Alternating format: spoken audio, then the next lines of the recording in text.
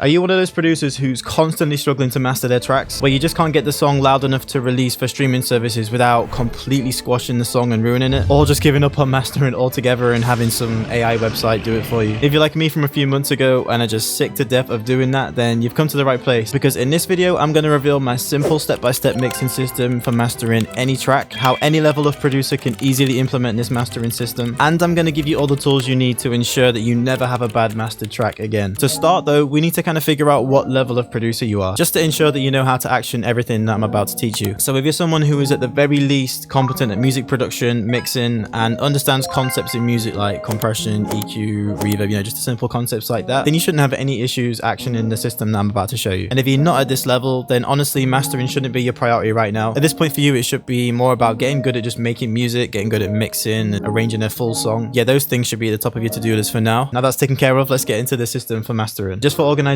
purposes, I like to split my mastering process up into two simple sections. In the first section, we'll be adding a series of plugins that will just add more character, more perceived loudness, and really just adding that final polish to the track. I like to call this the Premaster. And the second section is actually the easiest, to be fair. We're just going to add a couple of plugins that's going to make the track super loud, that still hits hard and doesn't sound like super squished. But yeah, I just call this one the Master.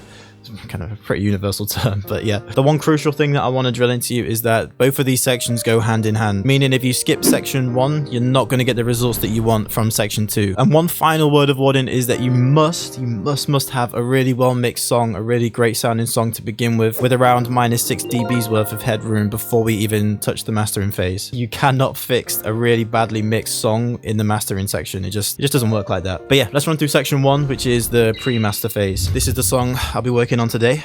I want a girl that's gonna pull up for me. Started off in a course and I'm pulling up in a GLE. So if we come into the project, I got this dead simple mastering template set up. I've got the track routed to one mixer channel, and then as you can see by this little green arrow, that's running into the pre-master, which is what we're about to get into, and then that pre-master channel is just running into the master. If you saw my vocal mixing template, it's very similar in terms of the workflow. I just like to be organized and logical and tidy. Now let's just jump to the pre-master and get into the plugins that we need. The first plugin is going to be a EQ. I'm using the FabFilter Pro Q3, and you can just use the stock EQ if you want. I just prefer to use this for a couple of reasons that I'll explain in a minute. In this section, all you want to do is cut the lows and the highs using a low and high pass filter. If you wanted to do this in the stock EQ, you just open up the free parametric EQ and then just come to this preset here. It's just going to automatically do it for you. We're just rolling off some of the low end that's got that nasty like rumbly sound that can kind of fuck up your speakers, and then we're also rolling off the highs that kind of like adds that sharpness. And through doing this as well, we're just saving ourselves a little bit of space in terms of volume as well. Now if you take a look at these other extra points, it might look a bit techie, but I'm only making very minor adjustments to the mix. I've kind of dampened off some of the low mids around this 300 hertz range. Normally just sounds a little bit boxy sometimes, and then I just wanted to add a little bit more brightness right here in the top end. Now the reasons why I love this Pro Q3 is because of these M's. You see these M's on these dials right here? These are awesome because you can essentially affect the frequencies in different areas of the stereo field. The M basically just stands for middle. If I right click this point right here, stereo placement, I'm only affecting the mid, so I just really want the brightness to come through in the middle of the track. That way it really translates through any speakers. If you're listening through like a phone speaker, it's still going to sound pretty cool and a bit more bright. But yeah, that's the first plugin on the pre-master. Let's do a little before and after. Here's before. I want a girl that's gonna pull up for me. After. Started off in a course and I'm pulling up in a GLE. Couple years ago they said that I wouldn't do shit, now I ball overseas. 3 billion girls in the world, but I know there's one for me. Now that brings us over to the second plugin on the pre-master, which is adding stereo width to the song. Now this is a crucial step if you want to add a bit more perceived loudness to the song. This is where we can really open up the song and just make it sound nice and big through our headphones. There is some free plugins out there like the Ozone Imager, but for this track I actually just used a stock plugin. It's called Maximus, and I actually prefer this to other ones because you have control over each frequency band. If you're kind of new to mixing, then spreading out the low end is just a big no-no. So having control, if you take a look at these bands, having control over sort of each section of the frequency spectrum makes a huge difference. So all we're going to do is come to the mids and highs, and we're just going to mess around with this dial right here. This is the stereo separation dial. To the left is more stereo separated, to the right is more down the middle, more in mono. I'm not even going to touch the lows. I kind of took care of that in the mixing process. But for the mids, I do want them a bit more spaced out. Same for the highs. There's no rules to this. There's no complete blueprint. This is just a guide. You know, mastering is kind of an art within itself. But if you are new to this and you are struggling, then one really effective strategy for kind of knowing if you've gone too far or not, and you can apply this technique to every single step in this process, is whatever you're tweaking, go way too far with it to the point where you're like, okay, that's way too much now, and then just pull back a little bit to the point where it's like, okay, that's sounding nice now. So yeah, I'll just do an example with the mids. Just solo it, bring it way out. I wanna go, that's gonna pull up for me. You hear how much wider it gets? Put it in the middle. So yeah, way out, it's too much. Bring it back. Just about there. And then yeah, you can do the same for the highs. Way too thin. Way too wide. Yeah, around there sounds good. But yeah, that's it for the stereo width. I'll show you a quick before and after. So this is before. I wanna go, that's gonna pull up for me. After. Just jumps a bit wider.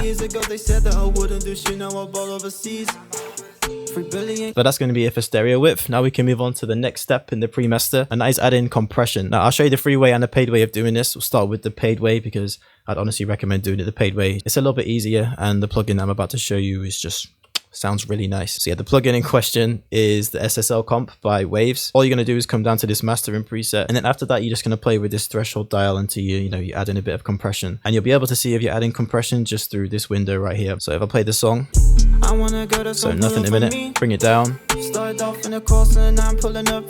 catching that 808. Couple years ago they said that I wouldn't do shit, now I ball overseas.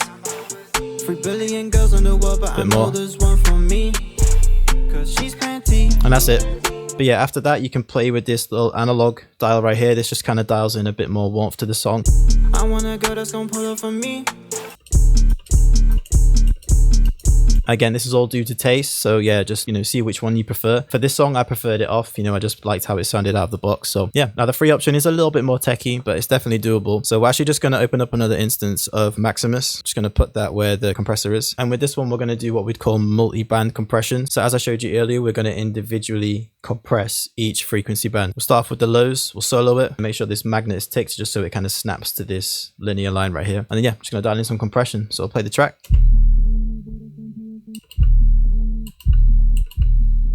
Yeah, just taking away that little transient there. Too much.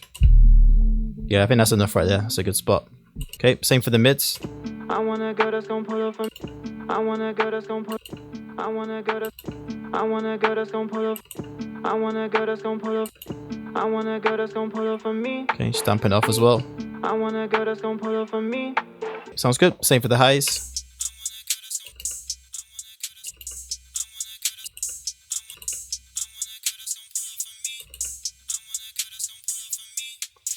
Yeah, just a little bit here as well.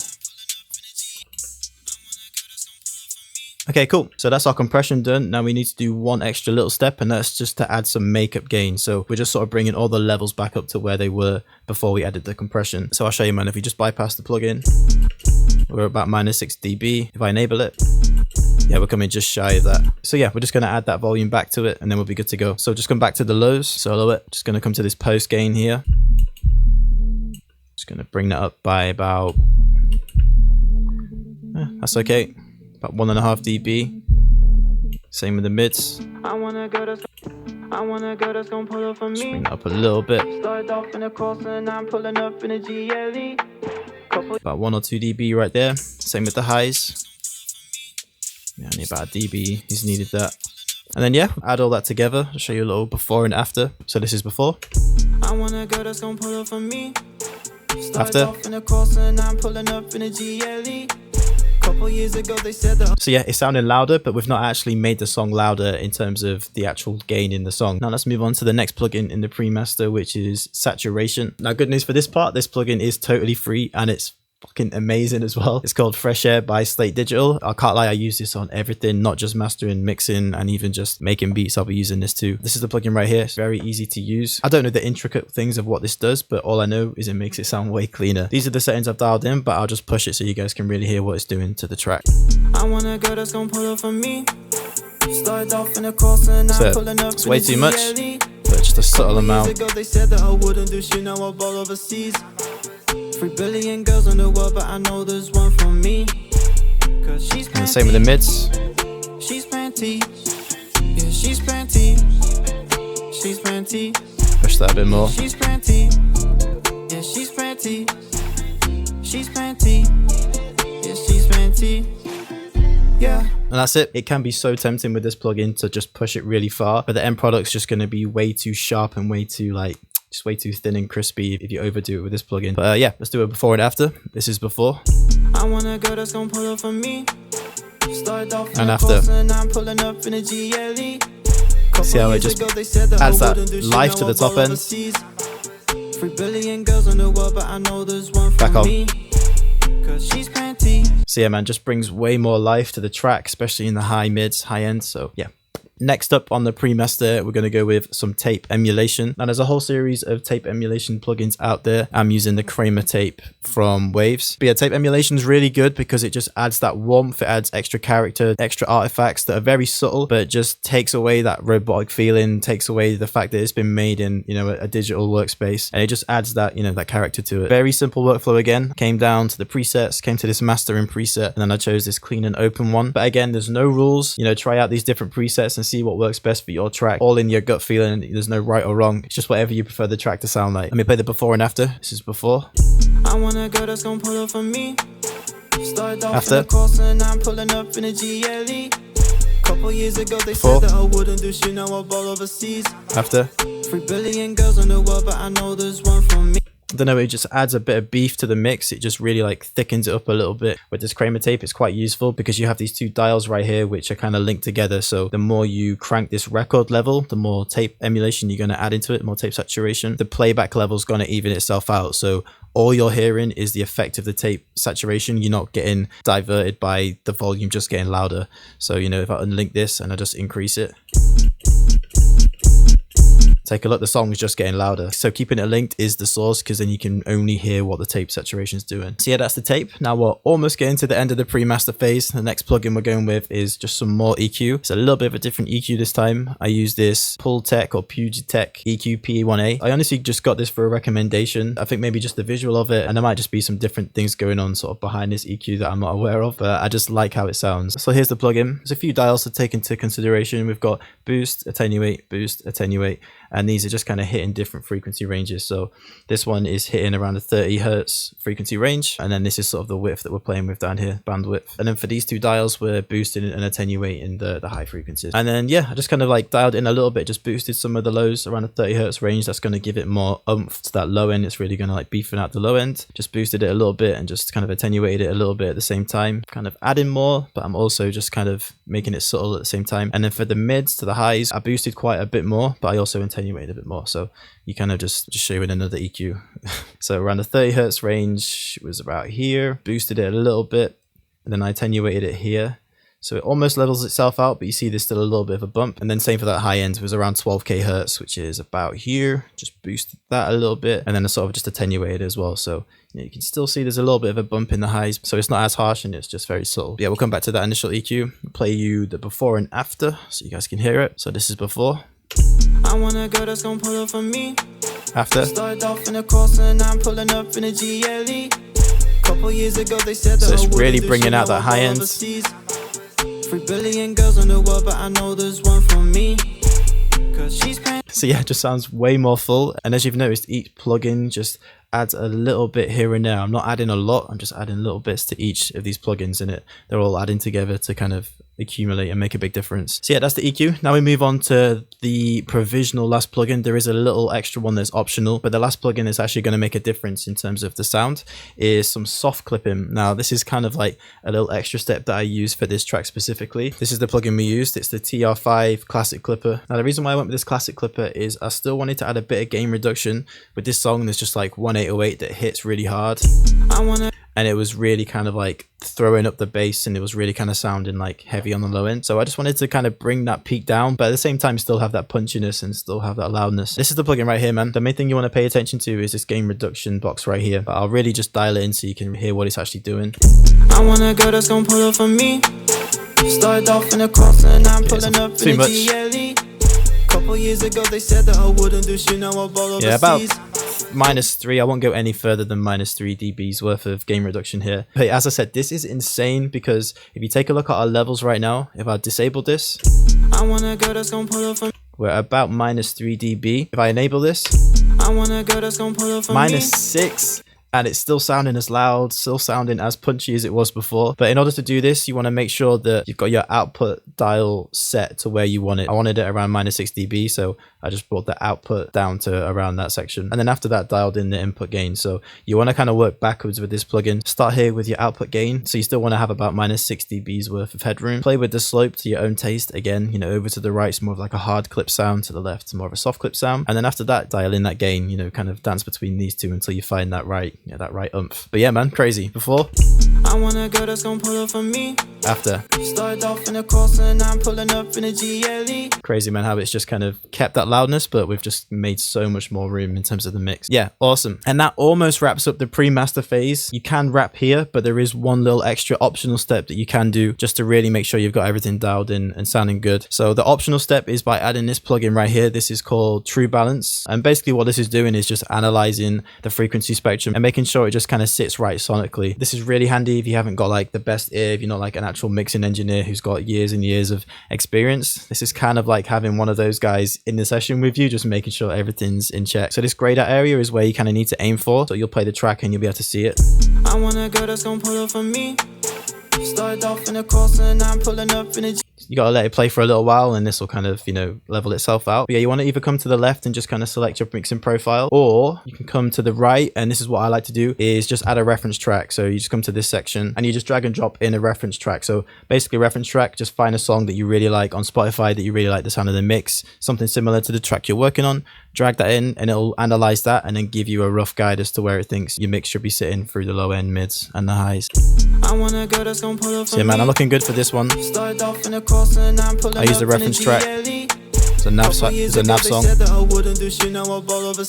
And yeah, I'm kind of happy with it. Again, this is just optional. It doesn't have to be exact. Every song's going to be different. The spectrum's going to be a little bit different depending on, you know, the instruments that you're using in the track. But it's just a good little rough guide to use, you know, just to kind of make sure you're in the right ballpark. So that's going to wrap up section 1. Before we dive into section 2, if you want to get this exact mastering template to just drag and drop and use in your own mastering projects, then just hit the first link in the description, enter your email, and I'll send this exact mastering template straight to your email. But with that being said, man, let's move on to section 2, which is the master. This is pretty easy, this section. As long as you nail the pre-master, then this section should be piece of cake. All we're going to do in this part of the process is the finishing touch. We're just going to add that loudness, making sure it's loud enough for streaming services without making it too squished and too cramped. Again, 2 ways of doing this. You can use a paid plugin, which saves a lot of time. It's very easy. Or you can use a free plugin, which might take a little bit more tweaking. Now for a paid plugin, I'm using the Smart Limit. Really good plugin for just getting that final master on your track, basically because it just does everything for you. All we're going to do is select the genre that we're in. So we'll just go hip hop, and then we'll just go contemporary. You can just, like, you know, chop and change between these and see which works best for you. And then after that, you're just going to find the loudest part in the song, hit this little analyze button right here, press play on the track, and then basically it's just going to analyze the whole track and it'll set the whole limit of parameters for us. We can tweak them afterwards, but it does a pretty good job. So let's play it. Said that I wouldn't do shit, now I'm all overseas. 3 billion girls in the world, but I know there's one for me. Cause she's painted that I wouldn't do shit, now I'm all overseas. 3 billion girls in the world, but I know there's one for me. Just notice how it's super loud. We're taking away quite a lot of gain right here, you see by the Said that I wouldn't do shit, now I'm all over. analyzer, but at the same time it still sounds punchy. It's still not lost that character. It's still got that punch there. It automatically sets the ceiling, so we're at -1 dB, which is where you pretty much need to be. Play with the attack, you play with the release. The saturation dial is kind of cool. Said that I wouldn't do shit, now I'm all overseas. 3 billion girls in the world, but I know there's Adds a bit more character to it, but just keep in mind that subtle mindset. Make sure you just add in subtle changes in the master. Now, one crucial part to this limiting section is you want to make sure the song is loud enough for streaming services, but you want to make sure it's the actual loudness that it needs to be. So what I mean by this is if you go to Spotify or you just Google what loudness does my song need to be for Spotify, they say it needs to be -14 dB LUFs. And if you look in the smart limit, you can see the loudness right here. So if I just adjust that to what it recommends, keep an eye here. 3 billion girls in the world, but I know there's one for me. We're around -14 LUFs, but if you actually listen to songs that's on Spotify, the actual LUFs is around -9. So songs are actually way louder than the standard for Spotify. So how do we get around this problem?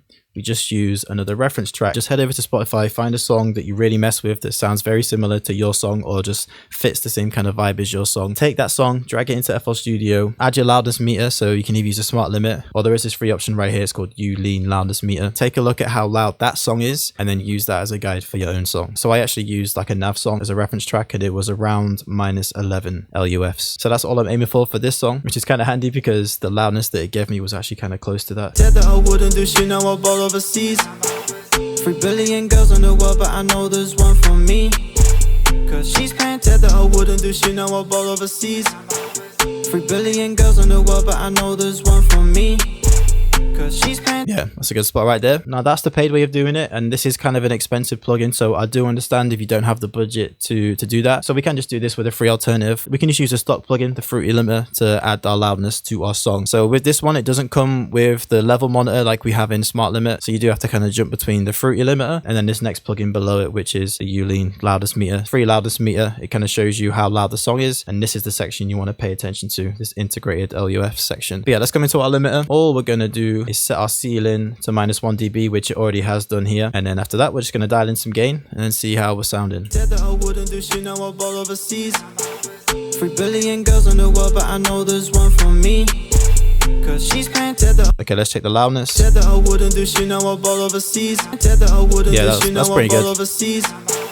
3 billion girls in the world, but I know there's one for me. Yeah, that's pretty good. After that, we can just play with some of the settings. So take a look in the smart limit. We can see the attack parameters. We can see the release parameters. And then we can also mess with some of the saturation similar to the paid version. So yeah, we're going to come into here. The attack was, what was the attack? 111 milliseconds. So we'll come into the limiter, change that. So we're at the same 111. Mess with the release. Said that I wouldn't do shit, now I ball overseas. 3 billion girls in the world, but I know there's one for me.